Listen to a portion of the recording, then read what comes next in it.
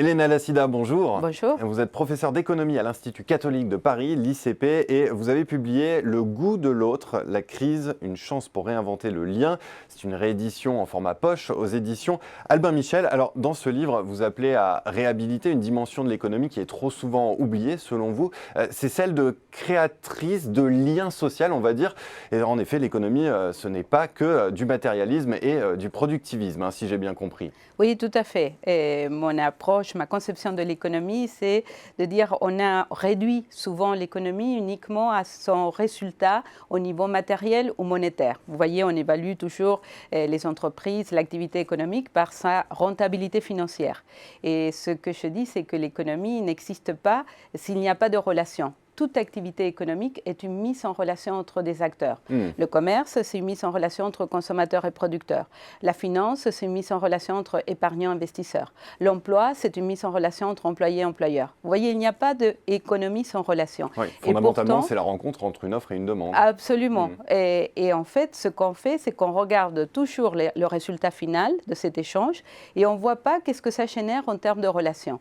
Et donc, un peu mon livre, c'est un peu, je dirais, un plaidoyer pour réhabiliter la rentabilité relationnelle, la richesse relationnelle. Je pense que l'économie produit de la richesse matérielle et financière, mais elle produit surtout et avant tout de la richesse relationnelle et c'est une manière de penser comment on fait société ensemble. Alors pour cela, vous mettez en avant un certain nombre d'initiatives dans l'économie solidaire et sociale, par exemple. Votre analyse, elle est surtout microéconomique. Est-ce qu'on peut la dupliquer au niveau macroéconomique? Et la question qui vient ensuite, c'est est-ce qu'il faut voir dans vos propos la possibilité d'une mondialisation heureuse, par exemple? Alors voilà, c'est vrai que c'est une question parce que dans ce livre, ma base d'analyse, c'est justement des pratiques plutôt microéconomiques que sont celles qu'aujourd'hui on voit souvent dans ce qu'on appelle l'économie sociale et solidaire. Et c'est vrai que la question est totalement pertinente et légitime, c'est est-ce qu'on peut justement extrapoler ça à un niveau macroéconomique et donc est-ce qu'on peut penser une fois une mondialisation sociale et solidaire. Et voilà, je pense que la question est posée. Je pense qu'aujourd'hui, il y a des signaux, des indicateurs qui vont dans ce sens. Autant parce qu'on voit, par exemple, certaines multinationales qui aujourd'hui commencent à introduire des éléments justement qui font place au social, à l'environnemental. Je pense, vous savez, on parle aujourd'hui beaucoup d'écologie et la COP21, pour moi, c'est une avancée incroyable qui montre que le monde, parce que là, c'est tous les États du monde, ont été capables de laisser un petit peu leurs intérêts nationaux et de penser la planète dans son ensemble. Donc, je pense qu'il y a, oui, des signaux qui montrent que dans l'horizon, il faut viser cette mondialisation solidaire, cette mondialisation heureuse, et que je pense que là, il y a les germes. Ceci dit, je pense que pour passer du micro au macro, il ne s'agit pas simplement de changer d'échelle. Il ne s'agit pas simplement de dire on prend les logiques au niveau micro et on les fait au niveau macro. Ça ne marche pas. Il faut imaginer autre chose au niveau macro. Mais le fait que ça existe déjà au niveau micro, c'est pour moi le principal signe d'espérance que ça peut s'inventer au niveau macro. Alors, la première édition de votre livre a été publiée pendant la crise. Aujourd'hui, on est en phase de reprise. Et je reviens au titre de votre livre. Vous dites que la crise, c'est peut-être une chance pour réinventer le lien. Quand on voit les caractéristiques de la reprise actuelle, avec notamment le creusement des inégalités à un rythme inédit, on se dit peut-être qu'on est en train de la laisser passer, cette chance.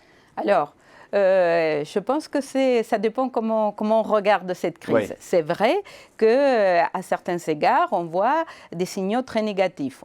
Parfois on se dit, bon, les réformes introduites au niveau du système financier, est-ce que ce n'est pas finalement une manière de revenir à ce qu'on avait avant? Et finalement, on n'a rien appris de cette crise profonde qu'on a vécue.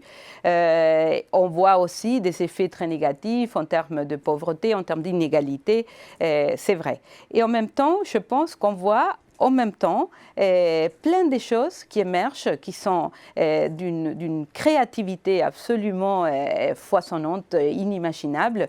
Et vous savez, je travaille dans l'économie, enfin, j'observe l'économie sociale et solidaire. Mon rôle n'est pas d'acteur économique, je suis une observatrice. Et ce que je vois autour de l'économie sociale et solidaire, c'est une créativité que pour moi, ça me provoque de l'admiration, en fait. Vous voyez, le microcrédit, l'épargne solidaire, les accorderies, les monnaies locales complémentaires. C'est impressionnant les choses qu'on a inventées juste en quelques décennies. Et ça continue en permanence, on est en train d'inventer des choses. Vous voyez l'émergence de l'économie collaborative. Alors certes, il y a des effets positifs et des effets négatifs dans l'économie collaborative. Mais l'économie collaborative, d'une certaine manière, donne à voir le fait de dire, bon, enfin, c'est intéressant que justement les particuliers puissent se rencontrer directement et non pas toujours passer par des grandes structures. Donc voilà, d'une certaine manière, l'économie collaborative, c'est une manière aussi de donner plus de place à la relation. Regardez l'économie circulaire qui va rétablir tout le lien entre l'entreprise et la nature, l'environnement.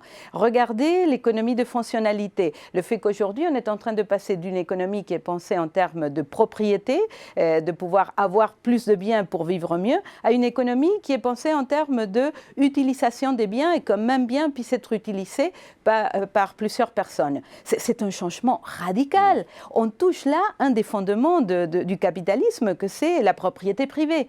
Donc voilà, les changements sont énormes, autant dans un sens négatif que dans un sens positif.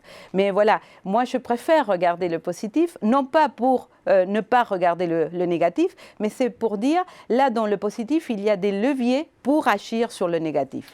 Dernière question, Elena Lassida, c'est l'une des grandes originalités de vos travaux, c'est vous vous appuyez sur des références bibliques. Alors j'ai envie de vous poser cette question, bon elle est un petit peu piège, hein. En quoi est-ce que la Bible c'est un bon livre d'économie ? Alors, c'est une très bonne question. Et en fait, je pense qu'il est, on peut le penser comme un livre d'économie, très différent à ce qu'en général on voit dans les livres d'économie. Ce n'est pas un manuel, il n'y a pas de modèle mathématique, mais l'économie, la Bible, vous savez, c'est avant tout un livre qui raconte des histoires, des récits. Et c'est ça, il y a très peu, je dirais, des dogmes dans la Bible, c'est des histoires, des hommes et des femmes qui essayent de vivre bien, qui essayent justement d'avoir une vie meilleure. Et donc, je pense que c'est en ce sens-là que la Bible nous parle d'économie. C'est par son côté anthropologique. C'est parce qu'il nous dit comment, et vous voyez, la Bible, on ne va pas jamais avoir une approche binaire. Voilà le bien, voilà le mal.